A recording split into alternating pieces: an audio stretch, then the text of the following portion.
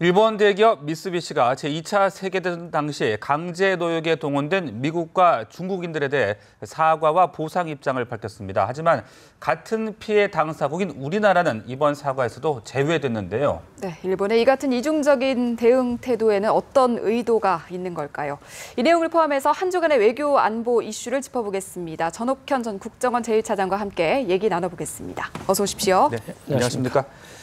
미쓰비시가 중국인 강제 노역 피해자들에게 사과 또 보상금까지 지급하기로 제안을 했는데 하지만 중국인 피해자 측은 또 사과를 받아들이지 않겠다고 지금 밝히고 있는 상황입니다. 실제 사과 배상까지 이루어질지는 좀 지켜봐야 될 것 같은데 일본 대기업이 이 같은 제안을 하는 사과를 하겠다는 뜻을 밝히는 그 의도는 어디에 있다라고 보십니까?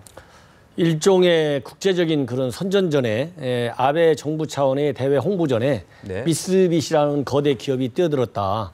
그래서 아베 정부와 일본의 대기업이 이 한 가지 생각을 가지고 국제사회를 설득해 나가겠다. 이게 좋은 의미는 설득이고 네. 나쁜 의미는 국제사회에 왜곡 선전하는 것이죠. 일본의 입장을. 바로 그런 그 일본의 저의를 충분히 알고 있기 때문에 이 중국 내 현재의 반응이 네티즌들은 일제히 반대의 목소리를 높이고 있습니다. 네. 이거는 정말 미쓰비시가 진정으로 사과 의도가 없다. 네. 왜 갑자기 이렇게 사과를 들고 나오느냐. 그리고 이 용어도 시원찮다. 이렇게 해서 지금 상당히 거부 반응이 세고 있어요. 특히 중국에 대해서는 사과 배상하고 왜 한국에 대해서 아무 말도 안 하느냐. 중국 네티즌들이 들고 일어나고 있습니다. 네. 그런데 이와 대조적으로 중국 정부는 일본 정부와 같이 일본 정부의 입장을 이해하는 것과 마찬가지로 미쓰비시의 이런 배상, 사과 이런 조치에 대해서 중국의 관영 통치들은 또 환영하는 그걸 이해하는 이런 대조적인 입장을 보이고 있는 것이 이게 상당히 의미가 있다. 그래서 국제사회에서는 네. 이런 미쓰비시의 이율 배반적인 그런 행태에 대해서 상당히 예의주시할 것이다. 저는 그렇게 보고 일본 정부가 더 듣기 전에 일본 대기업들의 죄송합니다.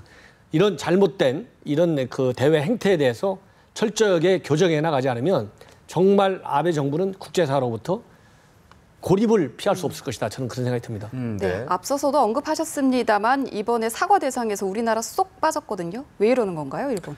그러니까 지금 제가 앞에서 서두에 말씀드린 대로 예. 이 미쓰비시가 아베하고 다 속셈을 다 맞춘 것이죠. 네. 왜냐하면은 아베 정부가 우리 한국의 입장을 전혀 이해하지 못하고 있지 않습니까? 간단합니다. 역사를 왜곡하지 말라. 과거의 역사를, 한일 간의 역사를 있는 그대로 보고 거기에 상응하는 조치를 해달라는 게 우리 정부와 우리 국민의 일관된 입장입니다. 위안부 역사 문제, 무슨 뭐 영토 문제, 독도 문제 이런 거 다 역사 그대로 받아들여갖고 잘못한 거 인정하고 앞으로 잘 나가자 이거거든요. 그런데 아베가 이런 우리 입장을 전혀 받아들이지 않지 않습니까? 네. 여기에 미쓰비시가 같이 딱 손을 맞춘 거죠. 그렇기 때문에 우리 중국에 대해서 미쓰비시가 아베와 손을 잡고 저렇게 달래로 나가는 거와는 대조적으로 네. 한국에 대해서는 전혀 입장을 표시하지 않고 있다. 즉 아베가 어떻게 보면 겉으로는 말로는 한국과 한일 정상회담 같은 걸 통해서 잘 나가고 싶다 이렇게 얘기는 하지만 네. 과거 고노나 뭐 무라야 다마를 개성하겠다 이런 이 그럴듯한 말로 얘기는 하지만 전혀 동작이 안 떨어지지 않습니까? 그런 것처럼 미쓰비시도 이런 아베의 생각에 맥을 같이 맞추면서 가능하면 한국의 국제사회로부터의 고립 또 한일 관계의 개선에 있어서 일본 정부의 입장을 더 강화시켜주는데 미쓰비시가 무슨 막구해서 역할을 하겠다는 의도를 내보이는 것인데 하여튼 어쨌든 간에 굉장히 얄팍한 꼼수다. 저는 그렇게 봅니다. 말씀하신 대로 이번 미쓰비시의 사과로 중일 관계가 조금 더 개선되지 않을까. 또 이에 따라서 이 중일 정상회담이 개최될 수 있지 않을까. 이런 이야기들도 나오고 있더라고요. 그렇습니다. 이제 이미 만약에 이번에 이제 개최된다면 한 3번째쯤 네. 새로운 정부들이 들어서 가지고 되는 것 같은데 과거에 이 2번 중일 정상회담이 될 적에도 되게 어려울 것이다. 이런 전망도 많이 있었는데도 불구하고 이루어졌거든요. 그런 연장선에서 본다면 그리고 지금 미쓰비시까지 나서가지고 네. 중국 달래기, 중국 국민들 달래기에 나섰거든요. 이렇다고 본다면 이번 이 전승절 행사 같은 거를 계기로 해가지고 중일 정상회담이 열릴 가능성이 그 어느 때보다도 높아지고 있다. 저는 그렇게 봅니다. 그래야만이 이제 시진핑이나 아베가 자기가 구상하고 있는 나름대로의 외교 일정과 어떤 국제적인 영향력 확대에 도움이 되고 있기 때문에 속마음대로 다 마음에 드는 건 아니지만 네. 외교라는 게 마음에 안 들어도 또 가서 얘기를 해야 되는 거지 않습니까? 그렇기 때문에 중일 양 정상 간에는 정상회담의 가능성이 과거보다 조금씩 높아지고 있다 저는 그렇게 봅니다. 그러니까 서로 간에 어떤 전략이 좀 맞아떨어지는 부분이 있다 이렇게 이해하면 되는 겁니까? 그렇습니다. 왜냐하면은 시진핑도 어쨌든지 간에 자기네가 G2라고 하는 대국의 위치에 간 것만은 맞는데 네. 일본의 입장을 무시하고서 국제사회에서 G2의 위상을 흔들리지 않게 끌고 가기가 사실 어렵습니다. 일본이 사사건건 방해하고 회방을 놓으면 시진핑도 굉장히 가시밭길을 갈 수밖에 없어요. 더군다나 미국이 아시아에서의 어떤 중시 정책에서 일본을 굉장히 끌어안고 있거든요. 네. 그러면 일방적으로 일본이 미국 품에 확 안기게 놓아두는 것보다는 중국 입장에서도 일본을 좀 끌어안아가지고 가능하면 중일 간의 관계를 덜 밀접하게 이렇게 끌어가면서 유도해가면서 중국과 일본 간에는 좀 더 가까이 가는, 그래야 중국은 미국과 입장에서 외교적인 힘이 세질 뿐만 아니라 동북아는 물론이고 국제사회에서 중국이 가지고 있는 어떤 위상과 중국이 희망하는 미래의 어떤 국제적인 지위에도 훨씬 도움이 되거든요. 왜냐하면 중국이 진짜 큰 어른같이 보이잖아요. 일본을 끌어안고 가는 모양새로 네. 해외 선전할 때. 네. 그렇기 때문에 시진핑이가 그렇게 마음에 딱 안 들더라도 일단 중일과의 관계를 개선하는 방향으로 적극적으로 나갈 것이다. 그렇게 보죠. 네, 중일 관계 분위기와 달리 우리나라와 일본의 관계는 점점 더 멀어지는 양상을 보이고 있어요. 최근 뭐 방위백서 논란도 그렇고 이런 상황을 염두에 뒀을 때 뭐 한일 정상회담 가능성에 대해서는 뭐 올해 안 아니면 이번 정권 안에서 이루어질 가능성에 대해서는 어떻게 보시나요? 글쎄요, 이제 많은 사람들이 사실 한일 관계에 우려를 하면서 제일 크게 이제 염려하는 것이 예. 정상회담이 과연 언제 열릴 것이냐. 네. 여기에 많은 그 관심이 있어요. 근데 저는 정상회담에 관심은 저도 물론 국민의 한 사람으로서 또 이런 외교안보를 과거에 다뤘던 사람의 한 사람으로서 굉장히 관심 있게 지켜보고 있는데 네. 현재 시점에서의 제 생각은 2년 전 우리 정부와 시진핑이가 아베가 들었을 때하고는 상황이 너무 달라졌기 때문에 저도 생각이 바뀌었다. 어떻게 바뀌었느냐? 한일 간의 정상회담이 개최되는 것가 중요한 게 아니라 예. 개최될 적에는 한일 간에 또는 동북아 정세가 어떤 환경에서 열리느냐. 그리고 아베의 생각이 특히 아베의 생각이 어떻게 바뀌는 상태에서 한일 정상회담이 열리느냐. 이것이 중요하지 정상회담이 열린들 한일 관계의 개선, 동북아 안보 환경과 어떤 국제사회에서의 한국과 일본이 가지고 있는 어떤 영향력, 이 건전한 영향력 행사 이런 측면에는 현재 같은 분위기에서는 설령 한일 간의 정상회담이 열린다고 한들 크게 달라질 바가 없다. 왜? 아베의 생각이 변치 않고 있어요. 앞에서 말씀드린 대로. 이렇게 나오면 아베가 미쓰비시 불러다가 너희들 그렇게 하면 안 돼. 내가 지금 한일 관계 개선하려고 그러는데 한국 그런 피해자들에서도 당신들이 배상 보상한다고 좀 얘기 좀 해라. 당신도 달래라 한국 국민들이. 이렇게 나와야지. 지금 아마 속으로 즐기고 있을 겁니다. 그렇기 때문에 아베가 진정으로 한일 관계를 개선하고 역사의 잘못을 시인하지 않는 한 정상회담이 개최되는 게 중요한 게 아니로 조그마한 하나의 실타리를 모든 국민과 국제사회가 협력을 해서 이런 일본의 잘못된 외교 형태를 고쳐나가는 장기적인 측면에서의 노력이 더 중요하다. 네. 정상회담이 개최된들 한일 관계를 현재의 악화된 관계를 미래지향적 발전 궤도로 올려놓기에는 너무 꼬여있다. 저는 그렇게 봅니다. 더군다나 지금 2년밖에 안 남았거든요. 그런 면에서 또 8월이 중요한 시기가 되겠어요. 아베 중대 뭐 발언 내용도 나올 것으로 예상이 되고요. 그렇습니다. 예. 왜냐하면은 그 일본에서는 또 이제 예. 곧 추계 또 그 신사 참배가 있지 않습니까? 예. 그럼 지금 아베가 안 해야 되거든요. 안 하든가 아니면 아무 말도 안 하든가 하려면은 좋은 말을 해야 되는데 지금까지 지금 아베 집권 이후에 신사 참배 행태 또 신사 참배 계기를 한 아베 측근들의 언행을 보면 가만히 있을 가능성이 전혀 없다. 그렇기 때문에 제가 말씀드린 데 앞에서 네. 한일 정상회담까지 가기도 어렵거니와 한일 정상회담을 가진들 우리 국민이 국제사회가 특히 미국 정부가 원하는 수준의 정상적인 관계 개선이 될 것이냐. 거기에는 우려하지 않을 수 없다. 그런 생각이 듭니다. 네, 네. 그렇군요. 북한 이야기 좀 넘어가 보겠습니다. 그 동창리 미사일 발사대가 증축이 됐어요. 이에 따라서 장거리 로켓 발사 가능성이 더 커지고 있다. 특히 그 10월 노동당 창건 70주년 이 즈음이 되지 않을까 지금 예상들이 나오고 있습니다. 어떻게 보십니까? 저도 그런 그 언론의 전망에 대해서 생각을 같이 하고 있습니다. 왜냐하면요. 제가 보기에 이번 10월 그런 행사에 네. 북한이 장거리 미사일을 발사할 것이냐 말 것이냐를 판단하는데 굉장히 중요한 이 판단 기준치가 최근에 드러나고 있습니다. 뭐냐? 첫째로 발사대가 과거에 은하 이 발사 장거리 로켓 발사 할 때보다 훨씬 커졌어요. 10여 미터 이상으로. 네. 지금 현재 60미터 정도로 커졌다고 그래요. 이 얘기는 북한이 발사하려고 하는 장거리 미사일이 은하 3호보다도 훨씬 큰 미사일이다. 그러니까 과거에 8,000에서 10,000km짜리였으면 이제 12,000에서 14,000km, 미국의 동부 뉴욕까지도 도달할 정도로 거대 장거리 미사일 발사를 준비하고 있다. 네. 이런 조짐이고, 그 다음에는 이제 금년 들어와서 처음으로 장거리 로켓을 발사할 수 있는 엔진 연소 실험을 최근에 한 것으로 위성에 나온 걸로 지금 평가가 되고 있습니다.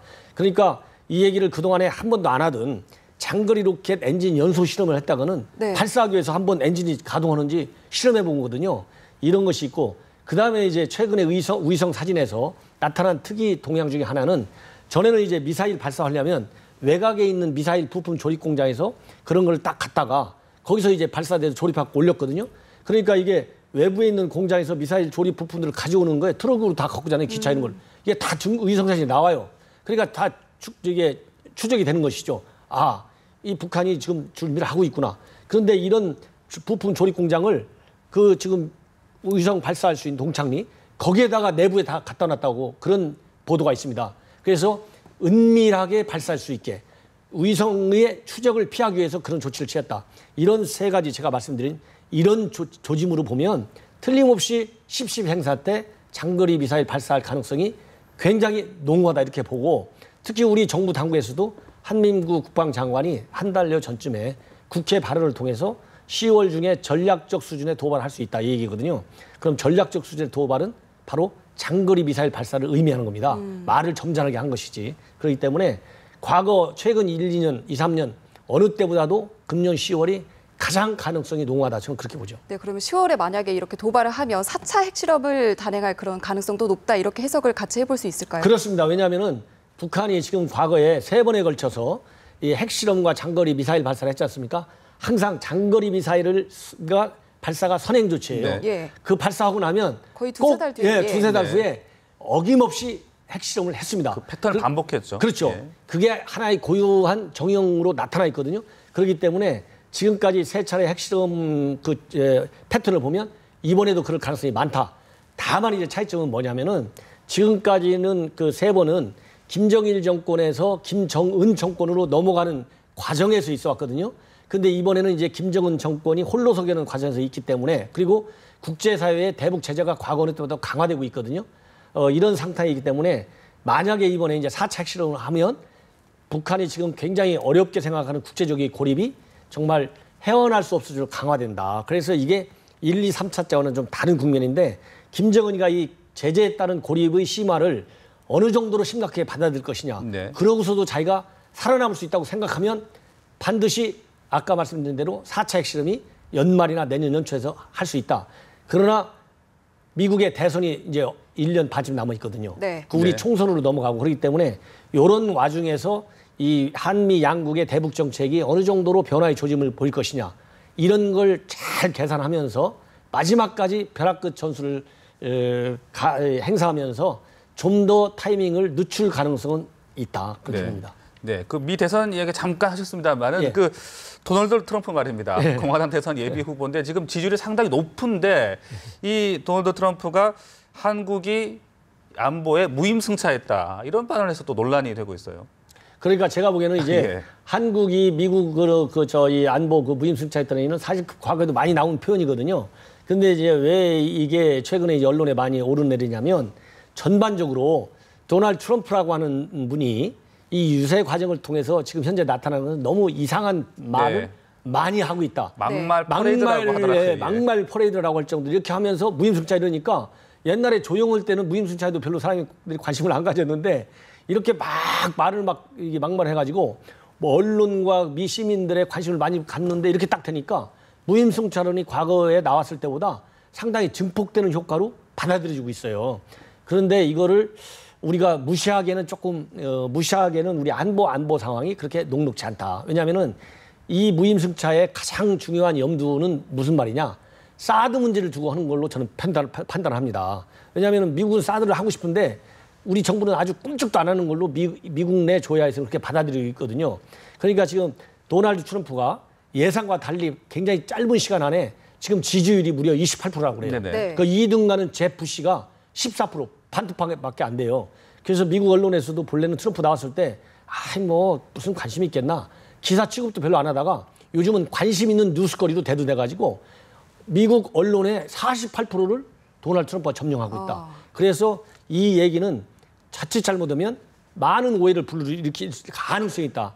현 시점에서는 큰 영향이 없을 거로 봅니다. 그러나 만약에 도널드 트럼프의 여론의 지지가 생각보다 장기간 계속될 경우에는 언제 어디서 불똥이 튈지 모르기 때문에 이 대선 과정에 우리 정부가 개입할 수는 없지만은 다양한 방법으로 이러한 이 선거 과정에서 나타날 수 있는 한미 간의 갈등 요인 이런 거를 사전에 제거할 수 있는 노련한 외교 기술이 필요하다 저는 그렇게 봅니다. 네, 미군 관련 또 하나 이슈 짚어보면 탄저균 배달 사고 관련해서 2달 전에 우리 국민을 정말 깜짝 놀랐었는데 미 국방부에서 결과를 발표했잖아요. 일단 뭐 실수했다라고는 인정을 했지만 책임 규명 면에서는 좀 명확하지 않았던 부분들이 있었던 것 같거든요. 이 부분에 대해서는 어떻게 생각하세요?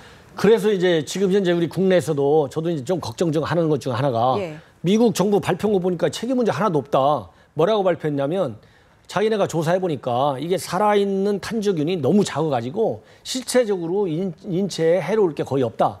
그래서 그렇게 나왔거든요. 네. 그러니까 이거 봐. 이거 미국이 숨기는 거 아니야? 이렇게 해가지고 이미 국내에서는 일부 진보단체를 중심으로 해서 언론을 보니까 한 48개 단체 뭐 이렇게 나오더라고요. 상당히 많은 단체가 이미 호남 쪽, 영남 쪽, 서울 쪽에서 미군 기지 인근에서 대대적으로 데모를 하고 있어요. 그러면 저는 데모하는 것까지 있을 수 있다. 이렇게 봅니다. 그러나 데모의 내용이 문제다. 뭐라고 나오느냐? 미군 당신들 지금 책임져라. 그럼 규탄하면서 더 우리가 유의할 게 뭐냐? 미군 나가라는 겁니다. 미군 철수해라. 그다음에 뭐냐? 이거 휴전협정 갖고 안 된다. 평화협정을 빨리 체결하라고 해요. 그러면은 미군 철수해라. 평화협정 체결하는 것은 미안한 얘기지만은 북한이 주장한 거 맥을 똑같다. 그러면 옛날에 광우병 사건 때도 이런 유사한 사례가 많았거든요. 네. 이런 대규모 반정부 집회 때마다 북한의 주장과 맥을 같이 하는 주장들이 항상 나옵니다. 그래서 정부 당국에서는 이번에 탄저균과 관련된 이런 이 시위, 반정부 행사, 이런 행사에서도 과연 종북 좌파들이 개입됐는데 안 돼 있는지 이런 거를 철저히 해야 되고 그리고 이제 우리 정부에서도 이런 미군의 발표와 때를 맞춰갖고 한미 연합으로 공동 실무 조사단이 구성돼 있어 지금 활동 중에 있습니다. 네. 이렇게 구성이 돼가지고 오산 기지는 물론이고 다른 우리 국내 미군 기지까지 전부 조사를 하기로 돼 있어요. 그래서 제가 보기에는 이건 뭐 사상 처음 있는 일이라고 합니다. 그래서 조사 결과에 따라서 다양한 이런 제도적 보완책이 나와야 되기 때문에 네. 우리 이 건강한 시민사회에서 이런 불순 단체들의 이런 한미 동맹 관계를 이관시키는 이런 책동에 대해서 철저히 대응할 필요가 있지 않느냐. 저는 그런 생각이 들고 차분하게 좀 조사 결과 나올 때까지는 기다려야 되겠다 이런 생각이 듭니다. 네, 그 국정원 해킹 의혹 논란 말입니다. 예. 그 북한이 국정을 해체하라고 예. 주장을 했어요.